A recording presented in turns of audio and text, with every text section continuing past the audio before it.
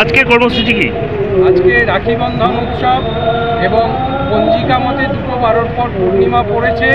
আমরা রাস্তায় নেমেছি তারপর মানুষকে রাখি পরাবার জন্য। আজকে বিভিন্ন সরকারি ভবনে গিয়ে যে সমস্ত প্রশাসনিক আধিকারিকরা আছেন তাদের রাখি পরানো হলো, পথ চলতি মানুষকে রাখি পরানো হলো এবং আগামীকালও পুরো মাত্রায় রাখি পরানো হবে।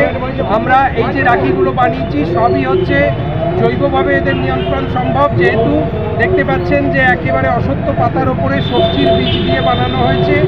এই অসত্য পাতা শুকিয়ে গেলে মাটিতে ফেলে দিলেই এখান থেকে সবজি গাছ হবে এবং রান্নাঘরে ভেজাল মুক্ত টাটকা সবজি আমরা পাবো, যা আমাদেরকে সর্বান্তকরণে সুস্থ রাখবে।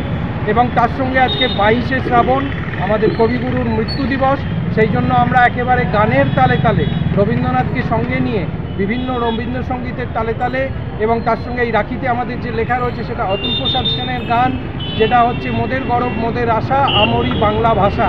আমরা বাঙালি, আমাদের বাঙালির এই রাখি বন্ধন উৎসবকে নিয়ে আমরা গর্বিত এবং প্রত্যেক বছর আমরা এইভাবেই রাখি পূর্ণিমায় রাস্তায় নামি, মানুষকে রাখি পরাই এবং খাদ্য সম্পর্কে স্বাস্থ্য সম্পর্কে সচেতন করে তুলি। এই হচ্ছে আমাদের দুদিনের কর্মসূচি। আমি সোসাইটির সম্পাদক প্রলয় মজুমদার। কি কারণে? আজকে আমরা কার্বিঘাটা ট্রাফিক থেকে আমরা আমাদের কর্মসূচি শুরু করি এবং এখন আমরা রয়েছি ওখান থেকে আমরা একটা র্যালির মাধ্যমে আজকে এলাম বিজয় তরণের সামনে।